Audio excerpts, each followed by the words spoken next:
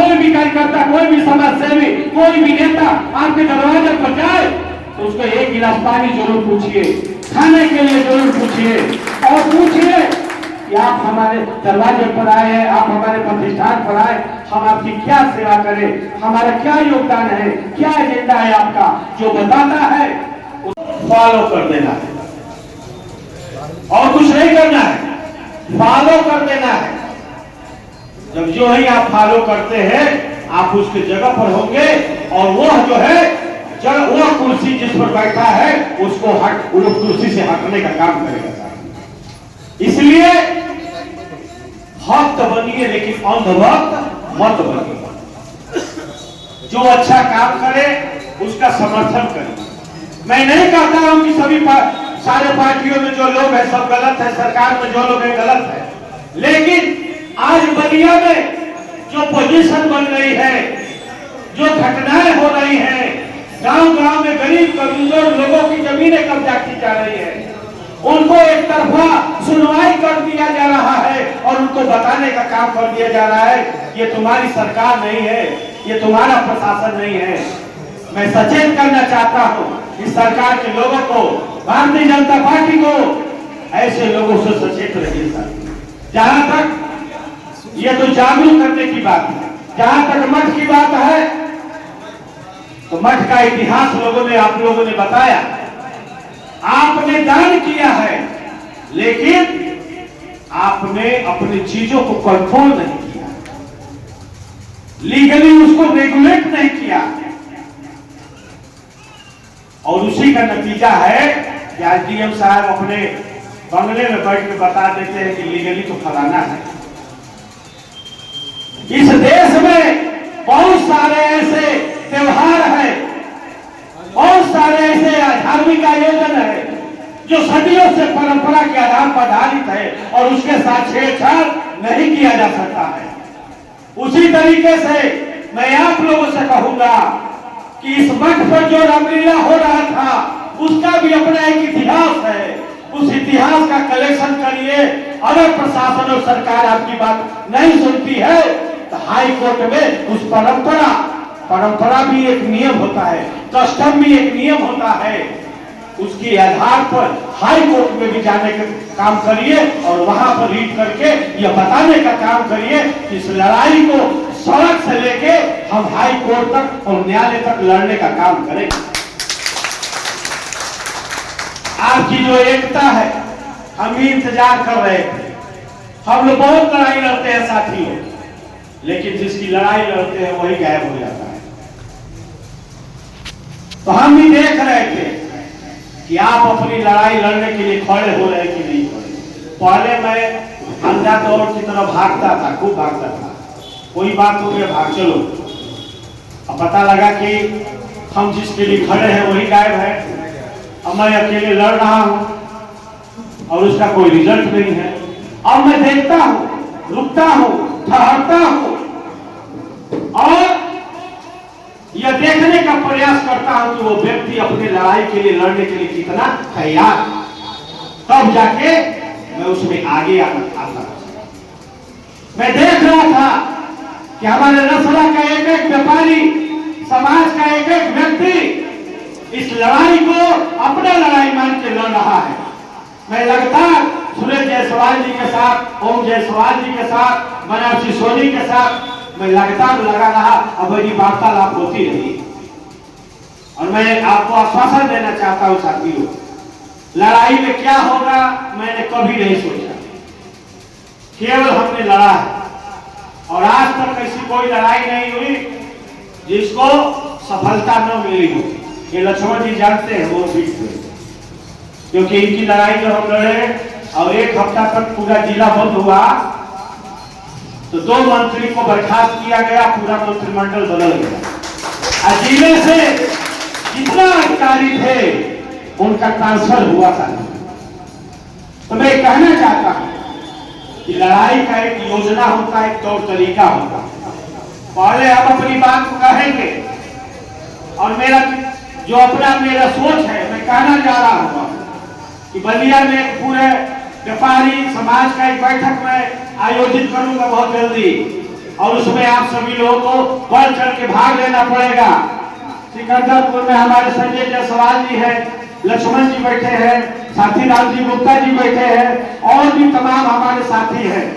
जहां जहां कमेटियां चल रही है वहां भी, और जहां नहीं चल रही वहां भी, सभी लोगों को इनवाइट किया जाएगा और उसमें एक मुश्त निर्णय लिया जाएगा कि इस लड़ाई को कैसे लड़ा जाए, और उसमें योजना बनेगी और उस योजना के तहत हर व्यक्ति काम करेगा, समाज का एक एक व्यक्ति संघर्ष करेगा।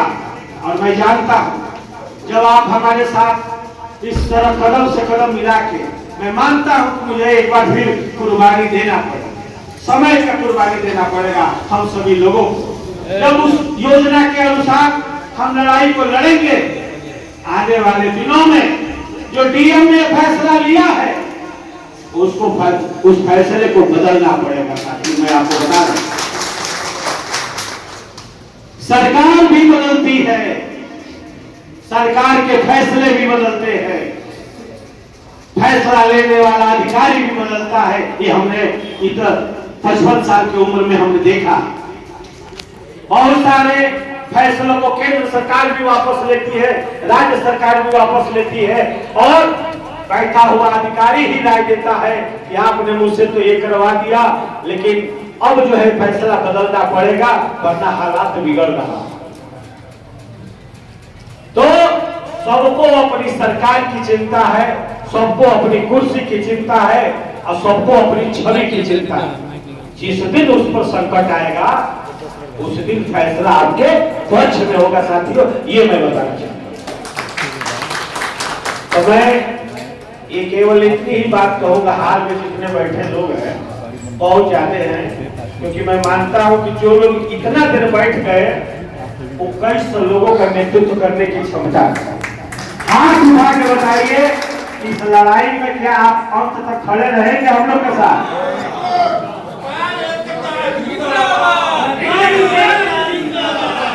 मतलब कि ये लड़ाई जब शुरू होगी और जब अंत होगा तो उसके बीच का कार्यकाल बहुत महत्वपूर्ण होता है। आपका कदम शुरू से अंत तक चाहिए, क्योंकि जब ये लड़ाई होगी तो किसी व्यक्ति की लड़ाई नहीं होगी, वो लड़ाई होगी व्यापारी समाज की लड़ाई होगी। और उसमें जो लोग भी जन्म लिए हैं, जो लोग उस व्यवसाय में हैं, सबके मान सम्मान और प्रतिष्ठा की बात आएगी। अगर वो लड़ाई अंजाम तक नहीं पहुंचा तो समझिए सबकी प्रतिष्ठा जाएगी। कोई आयोजन की सफलता असफलता, किसी कार्यक्रम की सफलता असफलता बड़ा मायने रखता है। कार्यक्रम सफल, आयोजक सफल, नेतृत्व सफल, समाज सफल, संगठन सफल। कार्यक्रम और आयोजन फेल, नेता फेल, संगठन फेल, समाज फेल, आयोजक फेल। मैं बहुत स्पष्ट शब्दों में कह रहा हूं आपको। और फेल लोगों का समाज में कोई पूछना नहीं। अगर आप सफल होते हैं तो लोग आपके साथ खड़े होते हैं, अगर आप असफल होते हैं तो कोई आपको पूछेगा नहीं, 10-20 मुकदमा लाद देगा।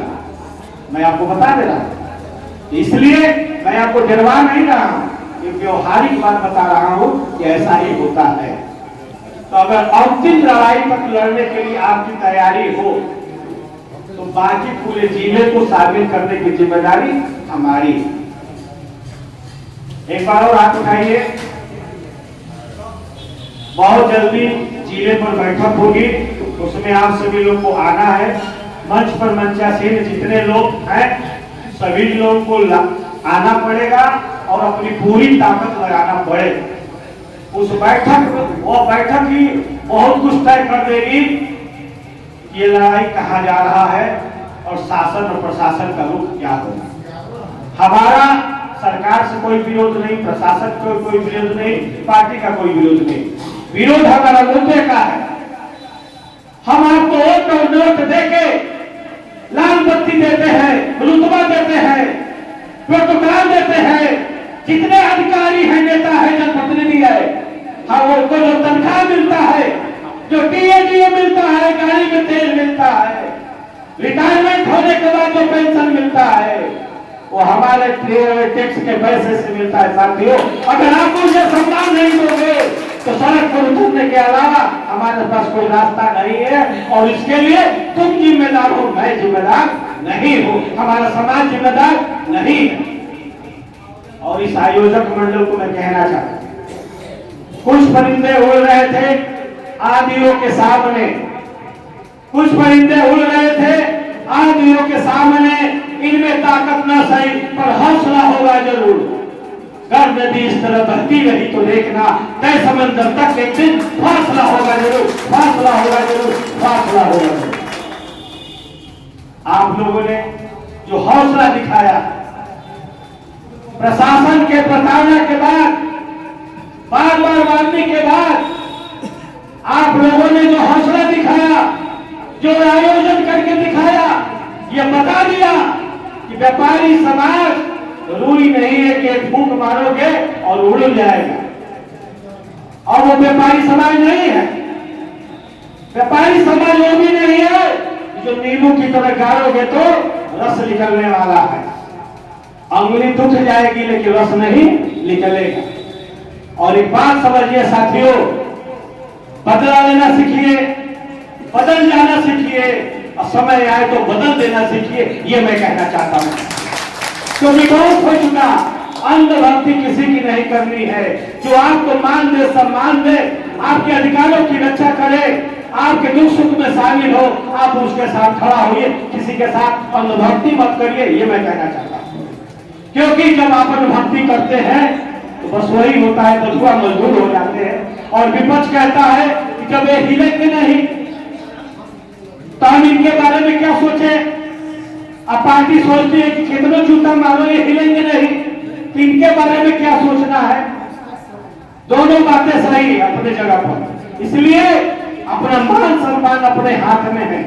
आप सभी लोगों ने मुझे आमंत्रित किया, मुझे एक दूसरे से रूबरू होने का मौका दिया, अपनी बात कहने का मौका दिया, इसके लिए आप सभी लोगों को बहुत बहुत बधाई।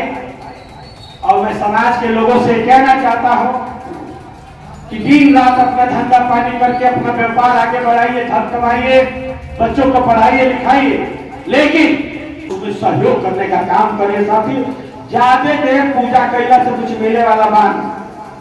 आजादी के पहले जितना आबादी रहे उतना से ज्यादा जो देवी देवता लोग रहे, 84 करोड़।